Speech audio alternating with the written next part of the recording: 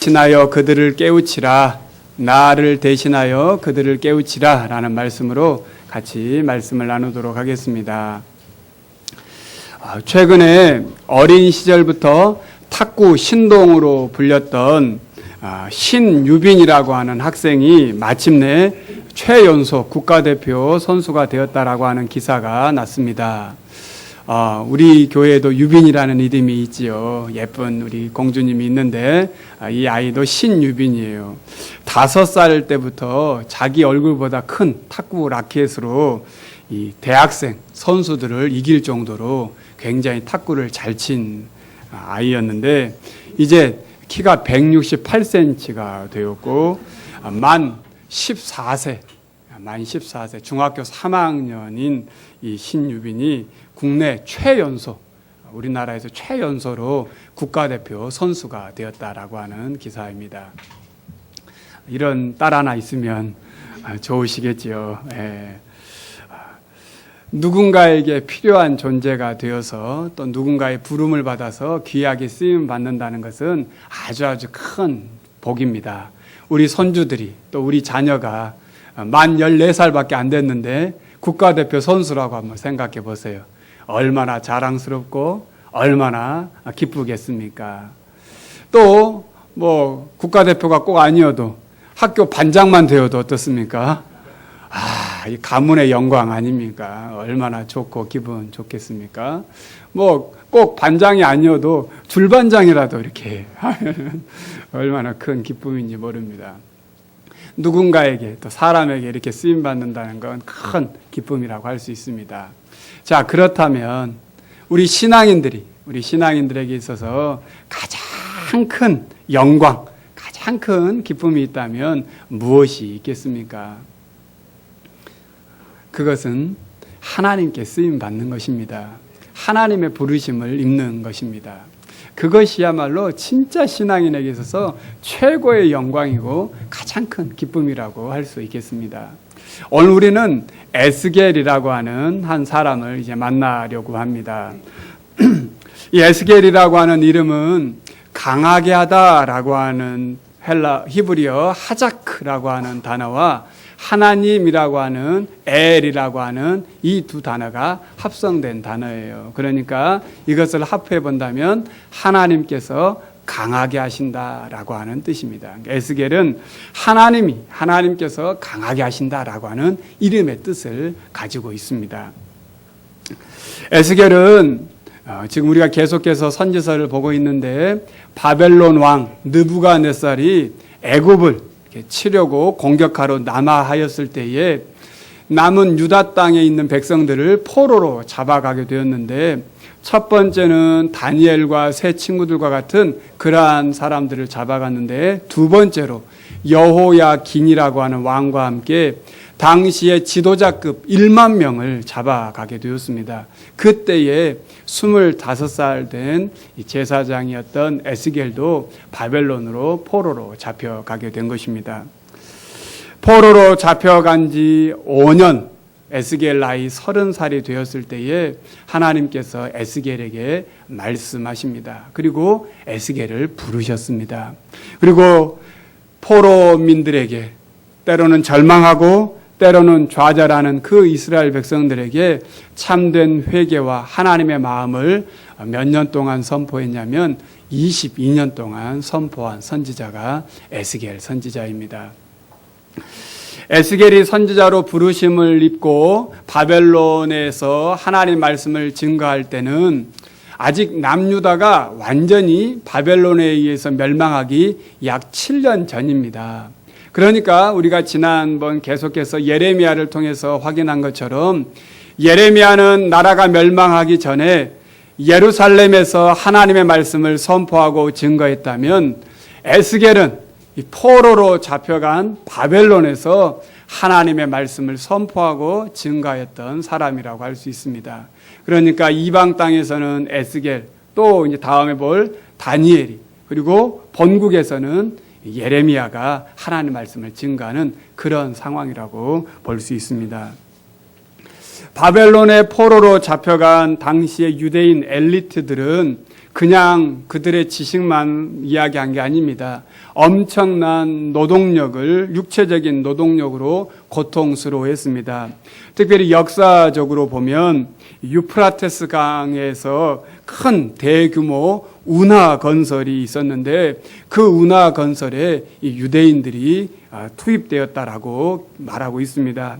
그래서 에스겔이 환상을 보았더니 그발 강가라고 하는 이 강가는 당시 유브라데 강에서 흘러나오는 그 강줄기를 만들어서 인공 수로를 만드는 그러한 곳이 그발 강가라고 할 수 있습니다. 그런데 이스라엘 백성들이 포로로 잡혀와서 그들의 육체적인 이 엄청난 고난과 어려움보다 더 큰 마음의 질문이 있었습니다. 그것은 우리는 하나님께서 택하시고 사랑하는 이스라엘인데 왜 이 바벨론에게 속수무책으로 무너지고 있는가라고 하는 것입니다. 그러니 마음속에 우리가 믿는 하나님은 저 바벨론의 신 마르둑보다 높지 못한가라고 하는 이러한 마음이 들었습니다. 또한 두 번째로는 하나님께서 이스라엘 백성들을 사랑하시고 그 사랑한다라고 언약을 맺어주셨는데 이 언약은 정말 확실한 것인가? 우리는 지금 이렇게 엄청난 고난을 당하고 있는데 이러한 언약이 과연 끝까지 변함이 없는가라고 하는 의문이 들게 되었습니다. 이러한 상황에서 하나님은 에스겔을 선택하셨고 그에게 하나님의 뜻을 보여주셨습니다. 먼저 에스겔은 하나님께서 이스라엘 백성들이 멸망할 수밖에 없는 이유를 설명하십니다. 그것은 하나님께 대한 불순종이라고 말합니다. 에스겔 5장 6절에 보면 이렇게 말하고 있어요. 우리 같이 한번 읽어볼까요? 그가 내 규례를 거슬러서 이방인보다 악을 더 행하며 내 율례도 그리함이 그를 둘러있는 나라들보다 더하니 이는 그들이 내 규례를 버리고 내 율례를 행하지 아니하였음이니라. 하나님의 말씀을 지키지 않았다는 거예요. 무엇보다도 이러한 불순종의 최고의 모습이 우상 숭배입니다. 특별히 에스겔 8장 14절에서 18절에 보면 당시에 이스라엘 백성들은 하나님께서 세우신 성전에서 예배한다고 하면서도 담무스라고 하는 이방신을 향하여 성전에서 노래하였습니다. 또한 그랬을 뿐만 아니라 성전에서 오히려 동쪽을 향하여서 태양신에게 제사를 지내는 그러한 모습을 보이게 되었습니다. 그래서 에스겔 8장 14절에서 18절을 읽어보면 그가 또 나를 데리고 여호와의 전으로 들어가는 북문에 이르시기로 보니 거기에 여인들이 앉아 담무스를 위하여 애곡하더라. 또 16절에 보면 그가 또 나를 데리고 여호와의 성전 안뜰에 들어가시니라. 보라 여호와의 성전 뭇 곧 현관과 제단 사이에서 약 25명이 여호와의 성전을 등지고 낯을 동쪽으로 향하여 동쪽 태양에게 예배하더라. 하나님께 예배해야 될 예배 처소에서 누구를 섬기고 있다는 거예요? 우상을 섬기고 다른 신을 섬기고 있다는 거예요. 이러하니 하나님께서 그들을 가만히 둘 수가 없었다는 것입니다. 우상 숭배는 말씀드린 것처럼 하나님만이 아니라 하나님도라고 하는 마음이에요. 하나님도 필요하지만 우리에게 필요한 것은 눈에 보이는 신들이 있어야 한다라고 하는 것이 이 우상 숭배입니다. 이스라엘 백성들은 그리하여 주변에 있는 많은 우상들을 심지어는 성전 안에까지 들여놓았다는 것입니다. 또한 하나님께서 변함없는 언약의 신실함을 에스겔에게 말하고 있습니다. 그런데 문제는 하나님이 아니라 이스라엘 백성들이 하나님에게서 돌아섰다는 것입니다. 그러면서 하나님께서는 그 백성들에게 요구하는 삶이 있다라고 에스겔서 11장 18절에서 21절에 이렇게 말합니다. 우리 한번 에스겔 11장 18절에서 21절 말씀을 우리 한번 같이 한번 보겠습니다. 그들이 그리로 가서 그 가운데 모든 미운 물건과 모든 가증한 것을 제거하여 버릴지라. 내가 그들에게 한 마음을 주고 그 속에 새 영을 주며 그 몸에서 돌 같은 마음을 제거하고 살처럼 부드러운 마음을 주어 내 율례를 따르며 내 규례를 지켜 행하게 하리니 그들은 내 백성이 되고 나는 그들의 하나님이 되리라. 그러나 미운 것과 가증한 것을 마음으로 따르는 자는 내가 그 행위대로 그 머리에 갚으리라. 나 주 여호와의 말이니라. 아멘. 결국 이스라엘의 멸망은 그들의 경제력 때문도 아니고 그들의 정치력 때문도 아니고 그들의 군사력 때문도 아니라 하나님이 아닌 다른 것을 의지하는 신앙의 타락 때문이었습니다. 하나님은 당시 백성들의 이 죄악에 대해서 심판하시겠다고 말씀하시고 그럼에도 불구하고 이 하나님의 사랑은 변함이 없음을 말씀하기 위해서 에스겔을 하나님께서 부르시고 그에게 하나님의 말씀을 증거하라고 세우셨습니다. 오늘 우리가 읽은 이 본문 에스겔 3장 말씀은 하나님께서 에스겔을 부르시는 내용이 기록되어 있는 말씀입니다. 이 말씀을 통하여서 우리가 다시금 시대의 파수꾼으로 우리를 부르신 하나님께서 맡겨주신 사명을 다시 한번 확인할 수 있기를 원합니다. 파수꾼, 오늘 본문 에스겔 3장 17절에 보면 인자야 내가 너를 이스라엘 족속에 파수꾼으로 세웠다라고 했어요. 파수꾼. 파수꾼이 뭐예요? 파수꾼. 파수꾼은 말 그대로 성벽이나 망대에서 적의 침입을 사전에 경계하고 감시하는 보초를 파수꾼이라고 합니다. 이것을 지금식으로 한다면 경비병이라고 할 수 있어요. 경비병이라고 할 수 있습니다. 작전에 실패한 군인은 용서를 받을 수 있어도 경계에 실패한 군인은 용서할 수 없다라고 하는 이 메가더의 장군의 말이 있습니다. 그만큼 경계병, 이 파수꾼은 중요하다는 말이에요. 그 어떤 것보다. 우리는 지난 6월 15일에 북한 어선이 아무런 제재를 받지 아니하고 북에서 삼척항까지 들어온 이 노크 귀순이라고 하는 일명 그러한 모습을 보게 되었습니다. 4명의 북한 주민이 타고 있던 배가 삼척항까지 들어오는 동안 군에서 전혀 이 배를 발견하지 못했다라고 하는 것입니다. 이는 동해상을 경계하고 있는 우리 군의 경계에 구멍이 뚫린 것입니다. 이처럼 파수꾼의 역할은 매우 중요합니다. 파수꾼은 적이 오는지 오지 않는지 잘 살펴서 성 안에 있는 백성들에게 안전을 보호해 주는 게 파수꾼이라고 하는 것입니다. 그런데 하나님께서 에스겔을 파수꾼으로 세우셨다라고 오늘 말씀하고 있습니다.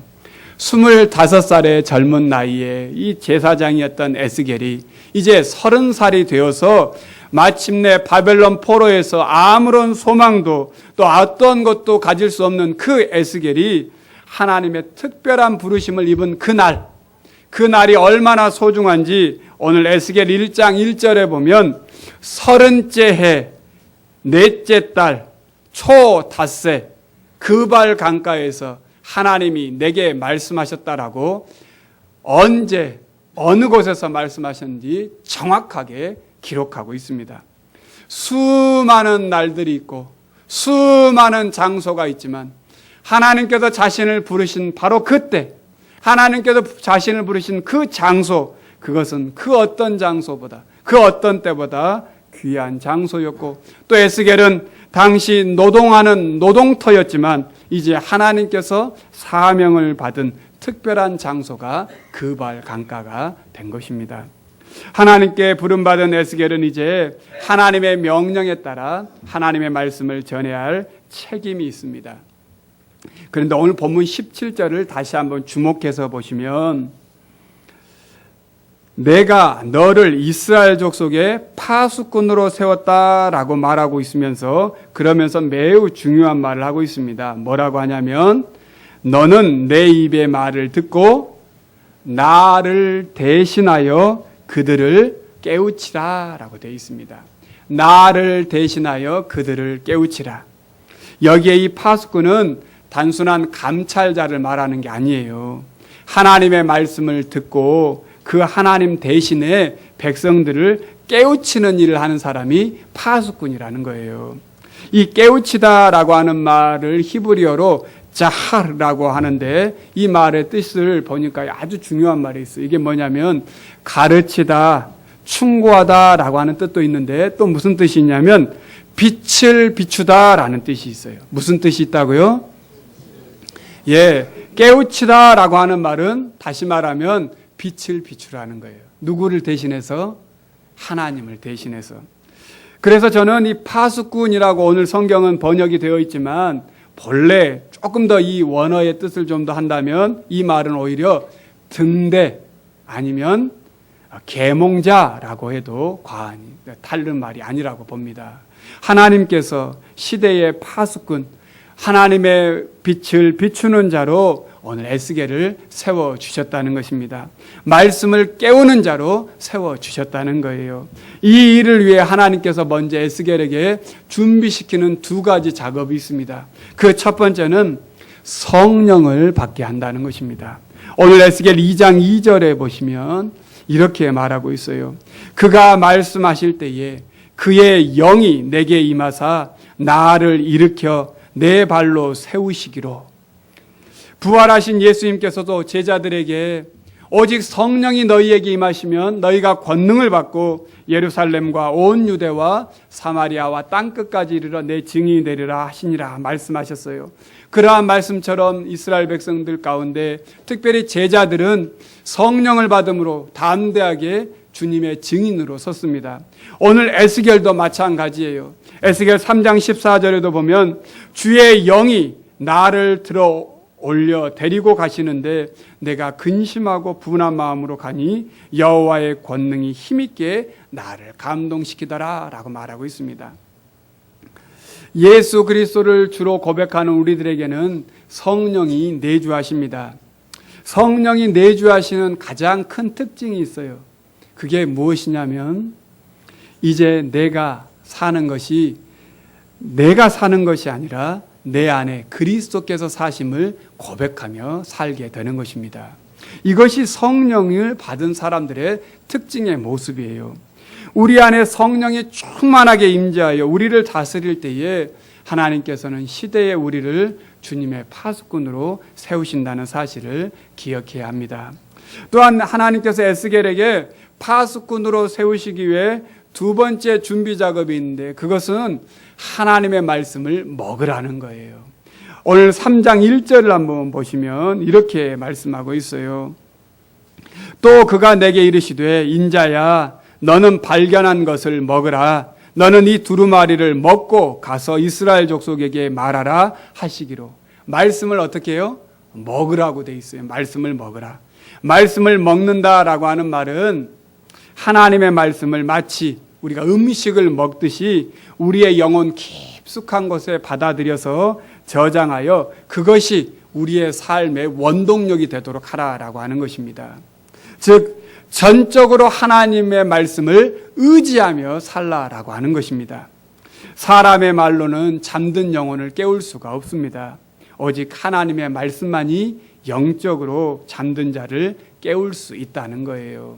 그래서 히브리서 4장 12절에 하나님의 말씀은 살아있고 활력이 있어 좌우의 날선 어떤 검보다도 예리하여 혼과 영과 및 관절과 골수를 찔러 쪼개기까지 하며 또 마음의 생각과 뜻을 판단한다라고 말씀하고 있습니다.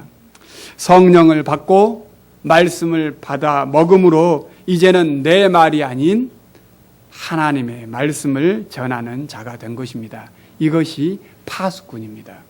그런데 이 파수꾼이 그렇다면 어떤 일을 해야 하는가? 무슨 일을 해야 하는가? 파수꾼이 해야 될 사명을 오늘 에스겔 3장 18절에서 21절에 설명하고 있어요.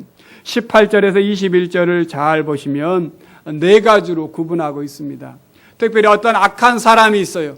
그런데 그 악한 사람이 악한 행위를 하는데 파수꾼이 그것이 악한 행위다라고 말하지 않으면 그 악한 사람은 악한 사람의 행위대로 심판을 받을 것이지만 파수꾼도 그 말을 하지 않으므로 당연히 파수꾼도 심판을 받을 거라는 것입니다. 그런데 또한 악한 사람이 악한 행동을 함으로 파수꾼이 그것이 악하다고 말했는데 악한 사람이 그것을 돌이키지 아니하면 그 악한 사람은 악한 사람의 행위대로 심판을 받을 것이지만 파수꾼은 말씀을 전했기에 심판받지 않는다는 거예요. 또한 의인이 그들의 의로운 행동을 이제 돌이켜서 악한 행동을 할 때에 파수꾼이 잠잠하면 그 의롭다고 한 사람도 그 악한 행동으로 심판을 받을 것이지만 파수꾼도 그것을 말하지 아니하므로 심판을 받을 것이고, 의인이 만약에 잘못해서 파수꾼이 그 의인에게 잘못했다라고 이야기할 때에 의인이 돌이키면 그 의인도 살고 파수꾼도 살 것이다 라고 말하고 있습니다. 즉 무슨 말이냐면 파수꾼은 어떠한 경우에서도 뭐 해야 돼요? 전해야 될 사명이 있다는 거예요. 악인이든지 의인이든지 중요한 것이 아니라 전해야 될 사명을 가진 자가 파수꾼이라는 것입니다. 그런데 하나님께서는 에스겔에게 당시의 백성들의 심령과 마음을 이렇게 표현하고 있어요. 3장 7절에 보시면, 그러나 이스라엘 족속은 이마가 굳고 마음이 굳어 내 말을 듣고자 아니하리니 이는 내 말을 듣고자 아니함이니라. 너를 세워서 하나님의 말씀을 전해도 어떻게 하겠다는 거예요? 듣지 않을 거라는 거예요. 네 말을 듣지 않는 것은 곧 내 말을 듣지 않는 거다라고 하는 거예요. 그럼에도 불구하고 어떻게 하라는 거예요? 전하라는 거예요. 그것이 파수꾼이 해야 될 모습이라는 것입니다. 에스겔은 하나님의 메시지를 선포하도록 부르심을 받았습니다. 이것이 파수꾼입니다. 하나님은 모든 백성을 다 파수꾼으로 삼지 않으셨어요. 오직 에스겔만 파수꾼으로 세우셨습니다. 오늘 시대에도 수많은 사람들이 있습니다. 수많은 사람들이 이 땅을 밟고 살아갑니다. 하지만 생명을 살리고 그들을 살리는 파수꾼으로 세우는 것은 극히 소수입니다. 오늘 파수꾼으로 세워진 자가 누구입니까? 오늘 우리입니다. 우리를 하나님께서 시대의 파수꾼으로 세우셨다라고 하는 것입니다. 그렇다면 우리가 시대의 파수꾼으로 서 있다라고 하는 이 분명한 인식을 우리가 하며 살아가야 할 것입니다. 이를 위해서 우리가 꼭 잊지 않고 기억해야 할 것은 우리의 말과 우리의 행동과 우리의 모든 이미지가 하나님의 이미지가 될 수 있다라고 하는 것입니다. 그러므로 오늘 우리의 말과 우리의 모든 행동의 모든 삶을 잘해야 합니다. 우리의 말도 잘해야 해요. 우리의 행동도 잘해야 합니다. 늘 부정적이고 불평스러운 말이 아니라 긍정적이고 힘을 실어주는 말을 해야 하겠습니다. 이것이 파수꾼이 해야 할 모습이에요. 얼굴도 마찬가지예요. 얼굴도 항상 좀 밝게 웃으세요. 그렇게 힘든 일이 있어도 좀 웃으세요. 웃어야 돼요. 웃으면 보약보다 낫다고 했어요. 그 웃는 거예요. 왜? 하나님께서 우리의 아버지 되시니까요. 우리를 파수꾼으로 세우셨으니까요. 성도는 세상의 방관자가 아니라 파수꾼으로 뛰는 사람들입니다. 날마다 하나님께서 우리를 파수꾼으로 세우셨다는 이 분명한 사실을 깨닫고 그 부르심에 응답해야 하겠습니다. 에스겔 시대도 마찬가지이고 지금 시대도 마찬가지입니다. 세상은 하나님의 말씀을 듣지 않을 것입니다. 마음이 굳어지고 에스겔 성경에 보는 것처럼 그 말씀을 인용하면 패역한 사람들이기 때문입니다. 하지만 여전히 하나님께서는 우리를 통해서 파수꾼으로서 말씀을 증거하는 증인으로서의 파수꾼의 사명을 우리에게 허락하고 있습니다. 그런 우리를 하나님께서 강하게 해 주실 것입니다. 이것이 에스겔입니다. 한 주간 우리 시대에 우리가 파수꾼으로 하나님께서 우리를 부르셨고 세우셨다는 사실을 분명하게 기억하고 우리의 말과 우리의 얼굴과 우리의 행동이 하나님의 이미지가 된다는 사실을 꼭 기억하며 살 수 있기를 바랍니다. 한번 따라하겠습니다. 나의 말과 행동이 오늘 내가 믿는 주님의 모습이다. 한번 더 하겠습니다. 나의 말과 행동이 오늘 내가 믿는 주님의 모습이다. 아멘. 기도하겠습니다.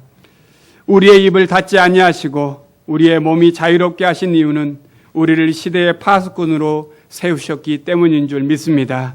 이 사실을 깨닫고 파수꾼으로서의 사명을 다하게 하여 주시옵소서. 주님을 대신하여 세상을 깨우치는 자로 서게 하여 주셨사오니 이제 우리의 말과 행동이 주님을 믿는 모습이 되게 하여 주시옵소서. 예수님의 이름으로 기도드립니다. 아멘.